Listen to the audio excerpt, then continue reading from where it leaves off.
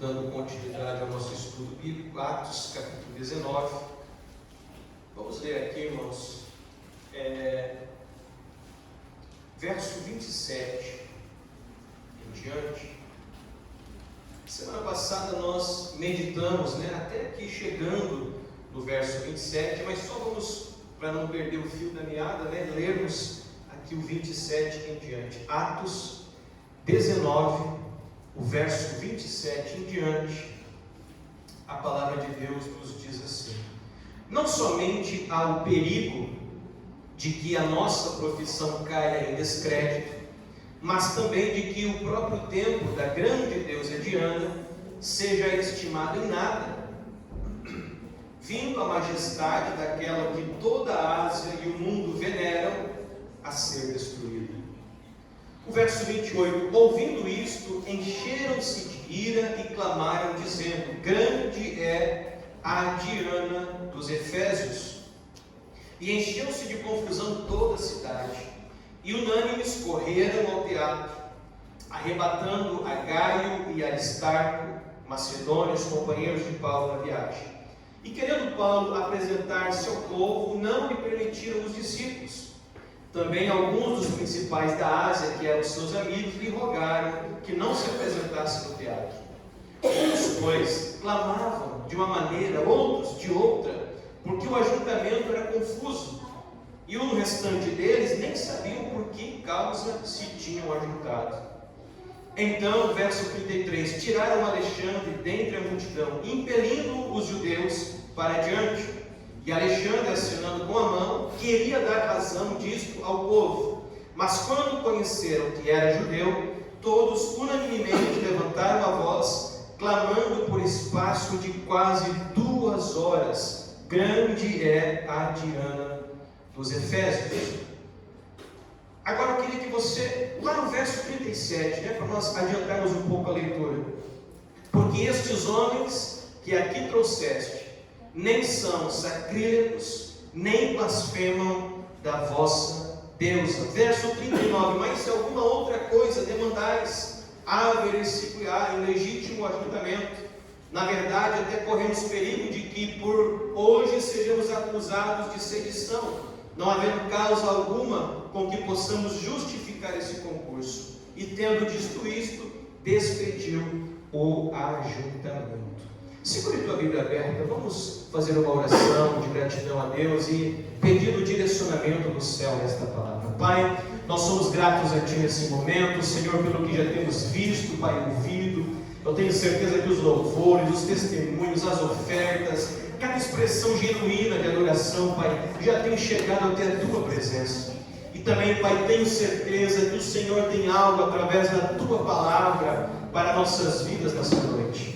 A minha oração junto com os meus irmãos é para que o Senhor abra nosso coração, abra nosso entendimento, Senhor, que possamos ouvir a Tua voz através da Tua palavra e, acima de tudo, em nossas vidas, o Teu nome seja glorificado. Em nome de Jesus oramos. Amém, Jesus, e amém. Você pode estar sentado nesse momento.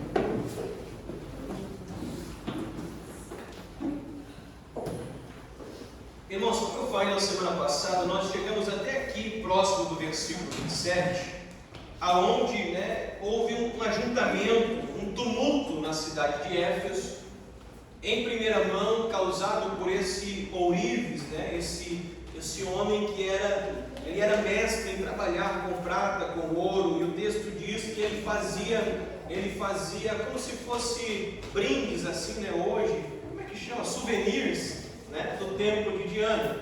E como estava havendo uma grande conversão, não só em Éfeso, mas em toda a Ásia, eles começaram em primeira mão, não sentir no bolso, porque pararam de vender os seus souvenirs, as suas estatuetas, as suas lembranças. A pessoa vinha, obrigado, Barão, até o templo de Diana, e levava uma lembrança, levava para ele, levava para a família, e agora aquele comércio estava diminuindo. E isso começou a gerar, irmãos, um descontentamento naquela cidade. Você pode ter certeza, irmãos, que quando mexe no bolso, aí o negócio aperta de verdade. Eles sentiram no bolso. E aí, irmãos, aqui nesse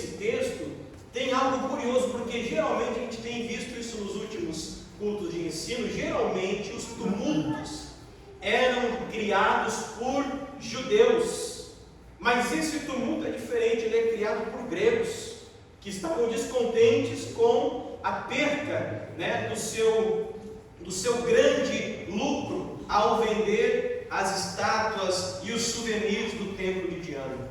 Então, irmãos, até esse texto nós chegamos semana passada, né? E aqui o versículo 27 que a gente leu no início aqui do texto, né? Esse Demétrio está ainda enfurecendo o povo, né? Dizendo assim: olha, o perigo não está só na nossa profissão, né? E ele vai agora tocar, né, naquilo que mexia com o povo também. Ele diz assim: olha, tem um grande risco, né, de que o templo da grande deusa Diana seja estimado em nada. Ou seja, tem um grande risco, né, de esse templo aqui virar ruínas, se o povo começar a não vir mais aqui, a não comprar mais nada aqui. Esse templo vai virar ruínas. E aí ele fala ainda assim: vindo a majestade daquela que toda a Ásia e o mundo veneram a ser destruída.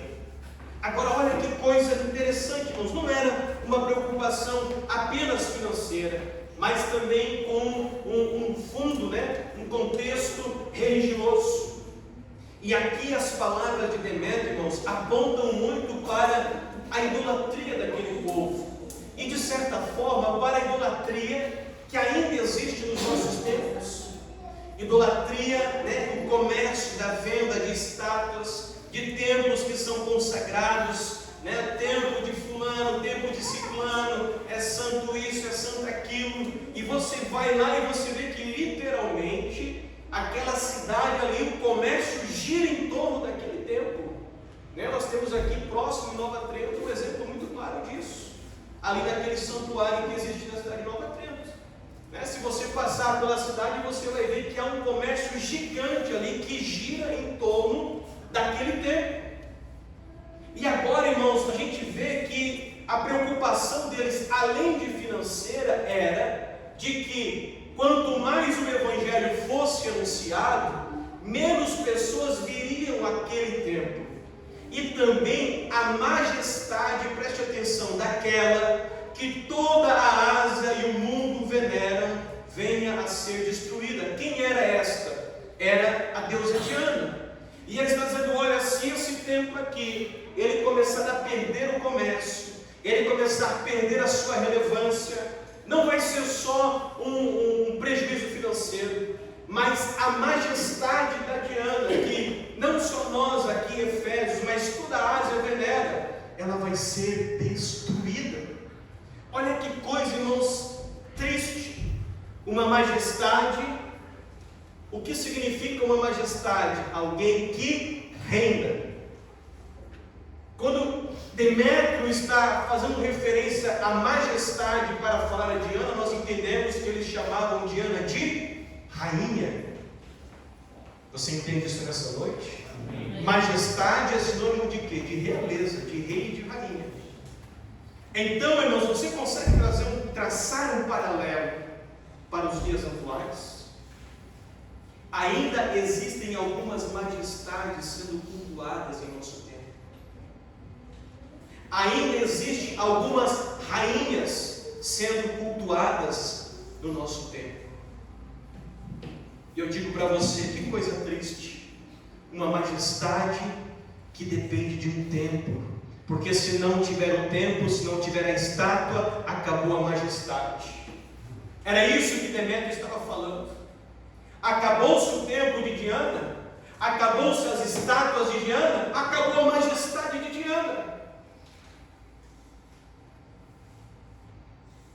Eu digo a você nessa noite, como é bom servirmos a uma majestade que não depende de tempos, que não depende de status, que não depende de obras feitas por mãos humanas. Como é bom servirmos a esta majestade, esse que é Rei dos Reis, esse que é Senhor dos Senhores, aleluia, esse que governa, independente se tem templo físico para ele ou não, ele continua sendo Rei, ele continua sendo majestade, ele continua sendo soberano. Aleluia. Que coisa triste, irmãos, uma majestade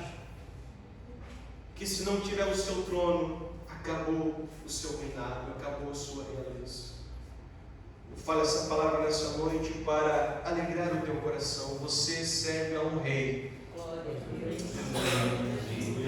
Assim como os efésios serviam uma rainha, e assim como algumas denominações no dia de hoje ainda têm as suas rainhas, você tem o teu rei. E o teu rei não depende de templos feitos por mãos humanas. O teu rei não depende de status. O teu rei não depende, não. O teu rei é soberano. Aleluia. Passam-se os tempos, passam-se as gerações, passam-se as realezas terrenas. Aleluia. Aquilo que Demétrio estava falando, irmãos, se tornou verdade. O templo de Diana, irmãos, virou ruína. A majestade de Diana, sabe o que virou? Virou agora texto para as pessoas estudarem a mitologia grega e mitologia romana. Passou-se aquela majestade e o Rei dos Reis ainda continua mesmo. Aleluia. É bom ou não é servir a esse Rei? Aleluia, aleluia. Tornou-se realidade. A majestade de Diana foi destruída. Agora olha o versículo 28. Quando os efésios ouviram isso que Demétrio estava falando, o que eles fizeram? Eles começaram a encher-se de ira e começaram a gritar, dizendo: grande é a Diana dos Efésios. Verso 29: e encheu-se de confusão toda a cidade, e unânimes correram ao teatro, arrebatando a Gaio e a Aristarco, macedônios, companheiros de Paulo na viagem. Note, irmãos, que quando Demétrio ele atiça aquela multidão, dizendo: olha, o templo vai virar ruína, a majestade de Diana vai acabar, os efésios se enchem de ira, porque quando eles estão gritando, grande é a Diana dos Efésios, não era por acaso. Aquele povo tinha orgulho daquele templo, orgulho daquela deusa, orgulho daquela grande estátua que estava na cidade de Éfeso. Eles entendiam que aquela cidade tinha sido abençoada e escolhida pelas suas divindades para aquele propósito. Então note que eles agora têm o seu orgulho ferido, e ao invés de se render ao Senhor, eles se enchem de ira, e eles começam agora a gritar: grande é a Diana dos Efésios. E imagine, irmãos, como eu falei aqui semana passada, Éfeso era uma grande cidade. Havia ali milhares e milhares de pessoas. E agora o texto diz que uma grande confusão tomou conta de toda a cidade. E eles vão ao teatro, né? Nos templos, irmãos, né? Da arqueologia grega e romana, era comum as cidades terem os seus anfiteatros, né? Era ali que havia apresentações, discussões, enfim, julgamentos, muitas coisas aconteciam. E Éfeso tinha um teatro, irmãos, que as escavações, né, mostraram que era um teatro para aproximadamente 25 mil pessoas assentarem-se. Irmãos, isso é muita coisa, isso é muita gente. E o texto diz que eles correm para esse teatro, irmãos, e como o versículo 29 diz que toda a cidade encheu-se dessa confusão, eu imagino que aquele teatro ficou cheio naquele dia. Agora, olha que coisa interessante, eles arrebataram, ou seja, arrastaram dois homens para o meio dessa confusão, Gaio e Aristarco. Gaio e Aristarco eram dois companheiros de Paulo nessa viagem, dois servos do Senhor. Gaio era da cidade de Derbe, Aristarco da cidade de Tessalônica. Aliás, né, você vai ver referência a eles tanto no livro de Atos mais na frente, e do próprio Aristarco, irmãos, que acompanhou o apóstolo Paulo até a sua prisão, até a sua morte, né, em Roma. E você vai ver inclusive registro disso quando Paulo está preso em Roma e escreve aos Colossenses. Ele faz menção ao seu companheiro de prisão, Aristarco, e quando ele escreve a Filemão também, ele faz menção desse companheiro. Então, eles arrastam esses dois companheiros, e o texto aqui sugere que Paulo não estava junto no momento. E agora eles pegam então os seus discípulos, os seus companheiros, os seus contribuintes da obra, e levam para o meio daquela confusão. Agora o versículo 30 diz, irmãos, que Paulo quis ir para aquele lugar também, ou seja, ele viu que foram arrastados 2 dos seus discípulos para aquela confusão, e ele queria ir ao encontro para ajudá-los. Mas o verso 30 diz que, querendo Paulo apresentar-se ao povo, não lhe permitiram os discípulos. Ou seja, aqui nós vamos ver, irmãos, que havia um cuidado, excessivo da igreja, com o ministério do apóstolo Paulo. Os próprios discípulos não permitem que ele vá para o meio daquela confusão. E eu creio, irmãos, que eles fizeram isso direcionados pelo Espírito Santo de Deus. Amém? Como é bom, irmãos, quando há esse cuidado entre os irmãos. Como é bom quando há esse princípio de honra, que foi o que eles tiveram aqui com a sua liderança. Um cuidado, irmãos, que denotava, que mostrava o quanto eles estimavam a vida, o ministério do apóstolo Paulo, e agora Paulo queria ir para lá, mas ele fala, não, você vai ficar aqui, aleluia. E eu creio, irmãos, que tudo isso era direcionado pelo Espírito Santo de Deus, amém? Aí o verso 31 vai confirmar essa ideia, dizendo que também alguns dos principais da Ásia, que eram seus amigos, lhe rogaram que não se apresentasse no teatro. Agora observe o versículo 32. O verso 32 diz assim: uns, pois, clamavam de uma maneira, outros de outra, porque o ajuntamento era confuso, e os mais deles nem sabiam por que causa se tinham ajuntado. Queridos, tinha gente ali no meio daquela multidão que nem sabia por que estava ali. Viu uma confusão se formando, eu vou lá junto. Você conhece alguém assim, irmão? Não levante a mão. Você conhece alguém que gosta de uma confusão? E ainda fala assim, eu dou um boi para entrar numa briga, dou uma boiada para não sair. Misericórdia, Jesus. Ou aquele, aquela velha história, do cidadão que estava passando na rua e viu um ajuntamento, um acidente que tinha acontecido. Ele queria chegar e falar, e o pessoal todo ali, curioso ao redor, ele fala, sai, que eu sou parente da vítima. Quando chegou ali, era um cachorro que tinha sido atropelado. Era mais ou menos assim, Tinha gente que estava ali sem saber porque estava ali, estava gritando junto com a multidão e não sabia do que estava gritando. Irmãos, e aqui, eu quero abrir um parênteses aqui, para a gente, fala em torno de brincadeira, mas eu quero aqui abrir um parênteses para deixar um conselho pastoral para você nessa noite. Cuidado, irmãos. A Bíblia diz que o Senhor, Ele se desagrada da gritaria, da confusão. Isso não é obra de quem é guiado pelo Espírito Santo de Deus. Amém? Amém, igreja? Amém. Amém. Cuidado. Esse negócio de ver a gritaria e já querer correr lá e querer gritar mais que os outros, não faça isso. Dê bom testemunho. Amém? Amém. Se você vê uma confusão, não seja aquele que chega na confusão para tentar acalmar os ânimos, apartar a briga, dizer, olha, calma, vamos respirar fundo. A grande maioria, irmãos, das brigas, elas começam uma vez pequena, e aí chega aquela pessoa que não, a gente diz assim, não pode ver uma fogueira e já toca um galão de gasolina em cima, ao invés de apagar o fogo, aumenta, e fica provocando. Irmãos, isso não provém de Deus. Então eu quero deixar aqui um conselho pastoral para você: seja diferente desse mundo que vocês estão vivendo. Amém? Eu falei aqui, se você se ver no meio de uma confusão dessa, seja aquele que vai cheio do Espírito Santo de Deus, apaziguar, acalmar os ânimos.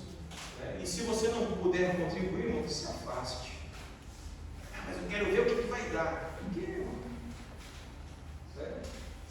você vai ser contado no meio do tumulto, como esses aqui foram. Eles nem sabiam o que estava acontecendo, mas foram contados no meio do tumulto.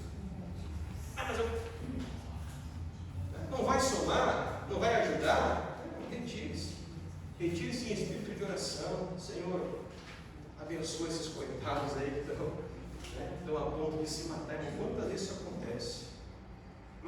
Os irmãos sabem que eu por muitos anos viajei de caminhão, mas eu digo assim, se eu falar para vocês a quantidade de acidentes que eu vi na BR, acidentes em pista contrária a um outro acidente que tinha acontecido. Tipo assim, aconteceu um acidente nessa mão, e aí o pessoal começa a parar ou diminuir a velocidade de lá para cá para ver o acidente, e essa atitude vai gerando outros acidentes. Nossa, olha, eu ficaria horas falando para você. Para quê? Por quê, meu Deus? Não vai ajudar, não vai contribuir, né? A não ser que você passe por um acidente, bote seu carro lá na frente e venha ajudar se for necessário. Agora, só para olhar, só para bater uma foto, só para ver a desgraça dos outros, só para ter o que contar quando chegar no seu destino, o que é isso? E aí vai gerando mais confusão, aí você vê filas longas, intermináveis, não tem nada, sabe o que tem? É curiosos, parando para olhar o acidente e a desgraça dos outros. Então, irmãos, que nós possamos ser diferentes, certo? Se você puder, ajude. Se você puder, chegue no meio de um lugar que tenha confusão, briga, intriga, né, e promova paz. Se você não puder, retire-se, não é ambiente para você estar. Amém? Amém. Você entende isso nessa noite? Amém. Conselho pastoral para a tua vida. Verso 32 diz, irmãos, que a maioria deles, né, uns gritavam uma coisa, outros gritavam outra, e os outros nem sabiam por que estavam ali. Agora observe o versículo 33. Então tiraram Alexandre dentre a multidão, impelindo os judeus para diante, e Alexandre, acenando com a mão, queria dar razão disto ao povo. Lembra que eu falei para você que esse tumulto ele era um pouco diferente, porque ele não foi começado pelos judeus, pela inveja dos judeus em relação ao Evangelho.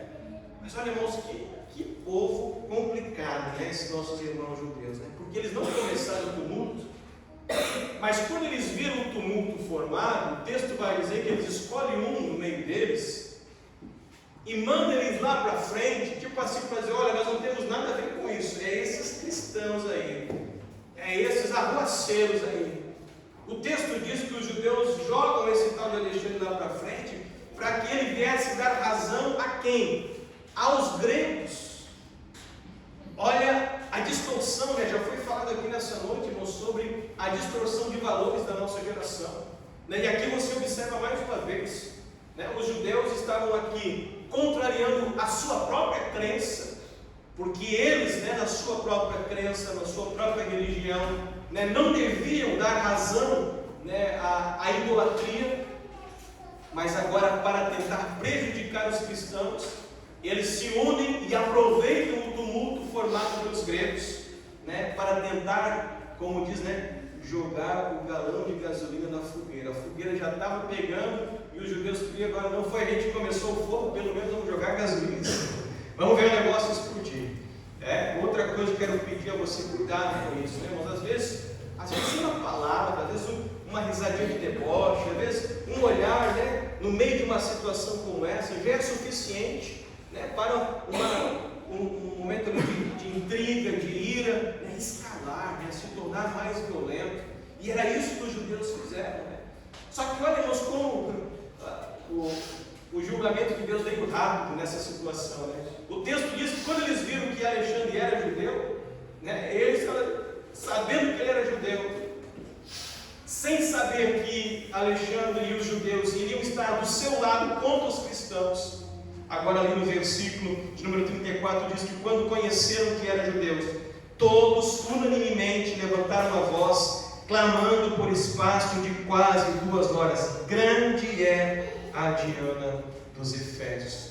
Então ali, irmãos, né, os judeus foram envergonhados naquele momento, porque eles tentaram ficar ao lado dos gregos contra os cristãos, mas quando os gregos se identificaram ali, os judeus no meio da multidão, não deixaram nem eles falar, né? E aí o texto diz que eles ficam quase 2 horas gritando. Irmãos, quando eu li essa palavra hoje, irmãos, eu fiquei estarrecido. Quando eu li hoje, queridos, que este povo ficou quase 2 horas gritando, grande é a Diana dos judeus, irmãos, eu fiquei envergonhado. Eu fiquei envergonhado, irmãos, de saber que diante de uma majestade falsa, de uma divindade falsa, as pessoas ficavam 2 horas clamando: grande é a Diana dos judeus. E enquanto eles não foram dispersos, eles não arredaram o seu pé. Por que eu fiquei estarrecido? Por que eu fiquei envergonhado diante desse texto? Porque muitas vezes, para ficar 1h30 na igreja é um trabalho, é um sofrimento para levantar da cadeira, para levantar a mão, para glorificar a Deus, para abrir a boca para cantar, para abrir a boca para dar um glória a Deus no culto. É um trabalho, sendo que nós estamos fazendo isso para a verdadeira majestade, para o verdadeiro Rei, para o verdadeiro Deus. Você entende isso nessa noite?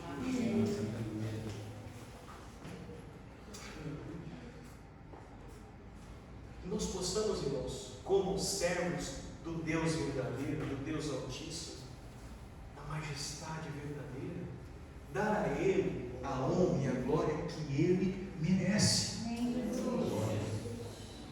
Quando nós nos reunimos, é óbvio que você não faz isso só na igreja, mas quando nós nos reunimos para cultuar a Deus, irmãos, nós não estamos aqui para ver quem veio, quem faltou. Isso é responsabilidade do pastor, tá, irmão? Amém? Só se você for, sentir falta de alguém aqui, procurar a pessoa, dizer: olha, a gente sentiu falta de você no culto, queremos ver você na próxima reunião. Agora, não tem pessoas que se distraem por tudo. É alguém que mexe num copo d'água, é uma criança que se levanta, é uma cadeira que faz barulho. Tudo é motivo para a pessoa se distrair do seu culto a Deus. Tudo é motivo para tirar a sua atenção, sendo que nós estamos cultuando o verdadeiro Deus. Você entende isso nessa noite? Amém. Ah, pastor, mas é que a criança, não, a culpa não é da criança, a criança é criança. Você é um adulto. Amém, igreja? Amém. Você é um adulto. Ah, mas a criança correu, e daí? Você não está aqui para cultuar a Deus? Ah, mas alguém tossiu, e daí? Você não está aqui para cultuar a Deus? Ah, mas alguém mexeu no copo d'água, e daí? Você veio aqui para cultuar a Deus. E esse povo aqui, irmãos, cultuando uma falsa divindade por 2 horas, clamando: grande é a Diana dos Efésios. E às vezes nós não conseguimos ficar 5 minutos clamando: grande é o nosso Deus.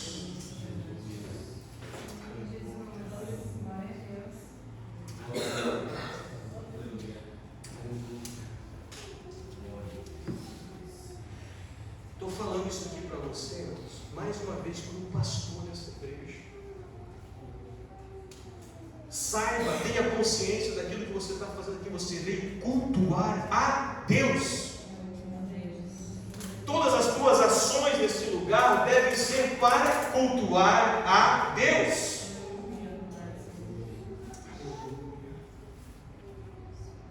Ah, pastor, mas eu fiquei preocupado lá na rua. Não, lá na rua tem um casal que fica na porta, e quase não consegue prestar atenção no culto. Por quê? Porque eles estão responsáveis por aquela parte da igreja. Fica tranquilo, entre no templo e cultue ao Senhor. Amém. Ah, mas eu fiquei preocupado com as crianças. Não se preocupe, as crianças têm alguém todo culto responsável tomando conta delas. Você veio aqui para cultuar ao Senhor. Amém. Irmãos, eu sonho, irmãos, nós chegarmos a um nível de culto ao Senhor, irmãos, que eu aqui em cima queira parar o culto, encerrar o culto, e vocês continuem mais 2 horas, grande é o Senhor. Pessoa, irmãos, que parece que entra na igreja com aquele cronômetro em contagem regressiva, e quando vai aproximando ali, das 9h30, parece que o cronômetro começa a pitar na vida dele, começa a dar um choquezinho, que a pessoa já começa a ficar agoniada. O cronômetro está zerando o cronômetro, está dando aqui a minha cota de culto. É claro, irmãos, a gente sabe que precisamos fazer tudo com ordem e decência, a gente procura fazer isso. Mas tem gente que por causa de 2 ou 5 minutos no culto, não perde a bênção que recebeu no culto. Vai para casa murmurando, fala para outros irmãos. Às vezes o casal murmurando e a criança olhando, aprendendo da mesma forma a murmurar.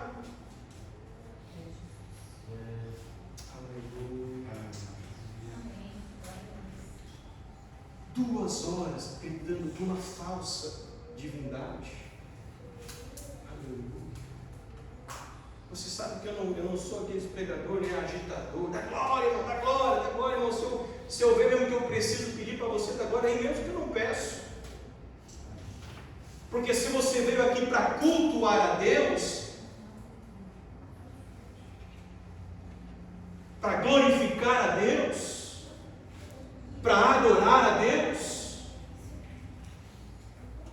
você entende isso nessa noite, igreja? Amém. Então tenhamos, irmãos, esse discernimento sobre o culto.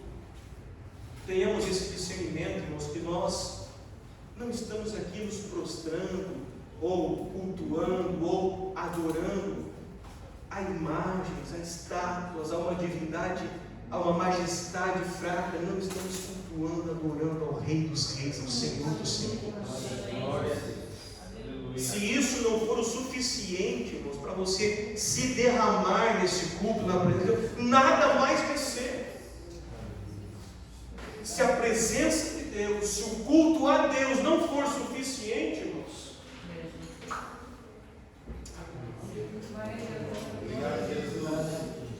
louvado seja o nome do Senhor Jesus. 2 horas gritando. Verso 35.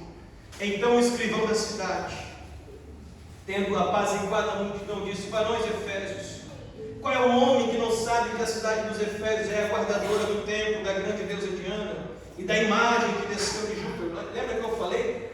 O orgulho deles, né? De serem o guardador do templo da grande Diana.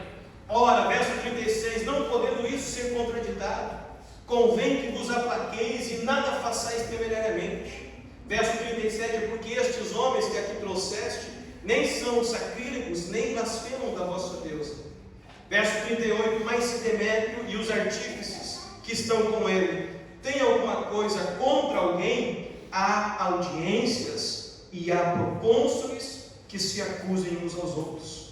Mas se alguma outra coisa demandais, haver-se-á em legítimo ajuntamento. Então note, irmãos, que aqui o escrivão da cidade, né, que era uma figura importante também no meio da cidade, né, ele vendo aquele tumulto, vendo aquele alvoroço, ele começa agora a apaziguar a multidão.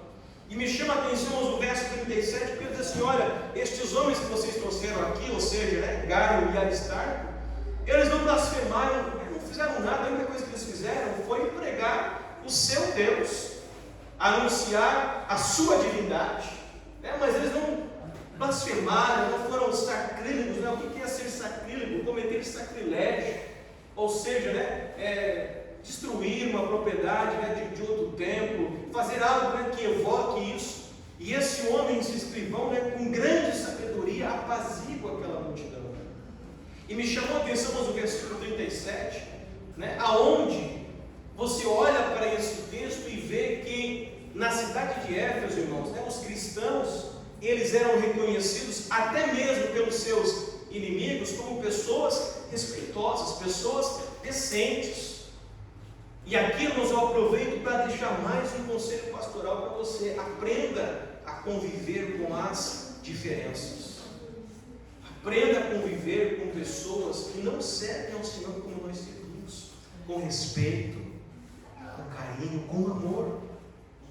Amém, igreja? Amém. Que as pessoas não tenham do que nos acusar.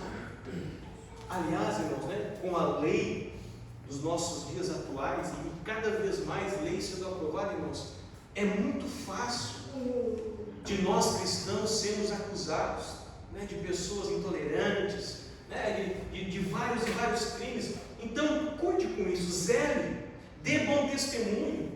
A própria palavra de Deus nos diz, irmãos, que não é por força nem por violência que alguém se converte converte ao Senhor, mas é por ação do Espírito Santo de Deus. Então, muitas vezes, irmãos, aquele ato de debochar, de outras religiões, seja católica, matriz africana, budismo, não importa, esse ato, irmãos, não converte pessoas a Cristo. Esse ato só afasta ainda mais as pessoas de Cristo. Agora deixa eu dizer algo para você. O teu bom testemunho no meio da sociedade, como estes homens tinham bom testemunho. Sabe por que eles tinham bom testemunho? Porque o escrivão falou: olha, não tem nada que a gente possa acusar eles. Solta esses homens. Bom testemunho na sociedade. Esse bom testemunho, irmãos, torna-se uma pregação poderosa. Você pode ter certeza disso. Esse bom testemunho aproxima pessoas do Senhor Jesus. Você entende isso nessa noite? Amém. Para nós encerrarmos, verso 40 e 41. Na verdade, até corremos perigo de que, por hoje, sejamos acusados de sedição, não havendo causa alguma com que possamos justificar este concurso. E tendo dito isso, despediu o ajuntamento. Então aqui ele fala assim: olha, a gente pode, inclusive por causa desse tumulto aqui, ser acusado de sedição. O que era essa acusação? Os romanos eram muito rigorosos, com tumultos. Por quê? Porque o império que governava as províncias, que ia conquistando com mão de ferro, não podia se dar ao luxo de permitir tumultos nessas regiões conquistadas. Por quê? Porque os tumultos geralmente geravam insurgência, geralmente geravam rebeliões. Então o escrivão de Éfeso disse assim: olha, vocês estão doidos? Nós podemos ser acusados inclusive aqui de rebelião pelos romanos, pelo que vocês estão fazendo aqui. E dito isso, o texto fala que ele despediu aquele ajuntamento. Amém? Queridos, deixa eu dizer algo para você. Quando necessário for, Deus usa até o ímpio para ser bênção na tua vida. Amém? Você entende isso? Esse escrivão, irmãos, o texto não fala muito sobre a vida dele, não sabemos quem ele era, se converteu ou não, mas nesse momento ele era ímpio, mas Deus o usou naquele dia. Aleluia. Entenda algo nessa noite: você serve a um Deus que tem todo o universo em suas mãos. Aleluia. Você serve a um Deus, verdadeiro Rei. Aleluia. E se necessário for, Deus, Ele usa até o ímpio para trazer livramento e abençoar a tua vida. Você crê nisso, igreja? Amém. Coloque-se em pé em nome do Senhor Jesus. Encerramos o capítulo 19 e hoje, semana que vem, começamos o capítulo 20. Aleluia. Quero orar com você nesse momento. Nessa oração, você, diante daquilo que foi ministrado pelo Senhor para a tua vida, fale com Deus, para que essas palavras possam ser aplicadas na tua vida. Talvez, irmãos, o que mais fique evidente em nossas vidas nessa palavra é a grande diferença de reverência, de culto, muitas vezes, para pessoas que cultuam divindades pagãs, vazias, mortas. Para nós que muitas vezes estamos aqui cultuando a um Deus vivo, a um Deus poderoso, um Criador, que governa o universo.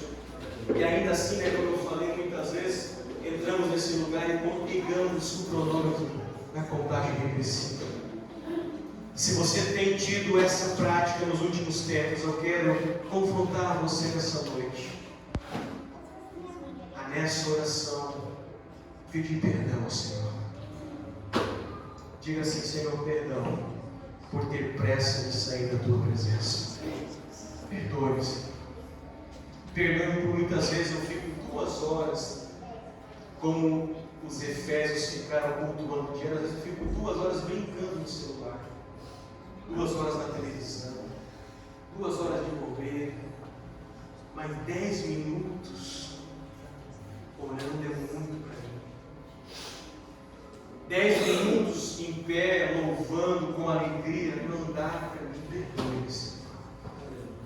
Faça um propósito com o Senhor essa noite e desligar o cronômetro da adoração na tua vida. Aleluia. De começar a adorar o Senhor sem hora para parar. Aleluia. Não importa se vai ser 5, ou se vai ser 10, ou 15 minutos, ou 20, ou 1 hora, ou 2, o que importa é que você esteja totalmente dedicado a adorar ao Senhor. Aleluia. Jesus falou, irmãos, que o Senhor, Ele procura os verdadeiros adoradores que o adoram em espírito e em verdade. Não é aquela oração contada no relógio. Não é aquela adoração de cronômetro ligado, não, é aquela adoração genuína que sai do teu interior. Aleluia. Irmãos, tem dias que eu estou aqui orando ou cantando e falo, meu Deus, tem que parar, tem que dar sequência à liturgia, mas a minha vontade era continuar. Minha vontade não era parar no momento de adoração, parar no momento de oração. E o desejo genuíno do meu coração é para que vocês, como igreja, também cheguem, também alcancem essa maturidade, também alcance essa disposição em adorar o Senhor sem cronômetro ligado. Amém? Feche os olhos e fale com o Senhor nesse momento. Pai, na tua presença neste momento, Senhor, nós queremos ser gratos a Ti por esta palavra. Uma palavra, Senhor, que mostra entre tantas coisas o Teu cuidado com a vida e o ministério do apóstolo Paulo. O Teu cuidado, Pai, com os cristãos, que naquele dia, Pai, o Senhor usou até mesmo os ímpios para trazer livramento sobre eles. Senhor, essa palavra, Pai, que nos confronta, porque muitas vezes nós temos tranquilidade, paciência para ficar no meio do tumulto, tranquilidade, paciência para ficar ouvindo a desgraça que está acontecendo ao nosso redor. Ficamos 1 hora, 2, 3, brincando, só olhando desgraça no nosso celular, só olhando desgraça na nossa televisão, só falando de desgraça com as pessoas que estão ao nosso redor. E ainda assim, Senhor, para ficarmos 10, 15, 20 minutos, 1 hora, 1h30, cultuando a Ti, Senhor, parece que é tão difícil, parece que tudo nos distrai, parece que tudo tira a nossa atenção. Um barulhinho de um copo plástico, uma criança que se mexeu na cadeira, um barulho de alguém que se levantou e foi no banheiro, tudo é motivo para parar o nosso culto, tudo é motivo para tirar a nossa atenção de Ti. Ah, Senhor, que a Tua igreja nessa noite esteja desligando o cronômetro da adoração da sua vida. Eu oro, Pai, para que alguém nessa noite esteja desligando o cronômetro. Entrou aqui, ligou o cronômetro em contagem regressiva, e quando vai se aproximando a hora de terminar o culto, parece que começa a tomar choque, parece que começa a ficar com fome, com sede, com vontade de ir no banheiro, com vontade de dormir, com vontade de ir para casa. Tudo faz a pessoa parar, distrair-se, sair do seu lugar de culto na Tua presença. Mas eu oro, Senhor, para que alguém tenha entendido a Tua palavra nessa noite. Eu oro, Pai, para que sejamos uma igreja madura, uma igreja, Pai, que não se distraia, uma igreja que entenda o que está fazendo aqui toda quarta e todo domingo. Nós não viemos aqui para um encontro social, nós não viemos aqui para ver a roupa do irmão ou da irmã, nós não viemos aqui porque não tínhamos outra coisa para fazer, nós viemos aqui para cultuar ao Senhor. Oh, aleluia, aleluia, aleluia, aleluia.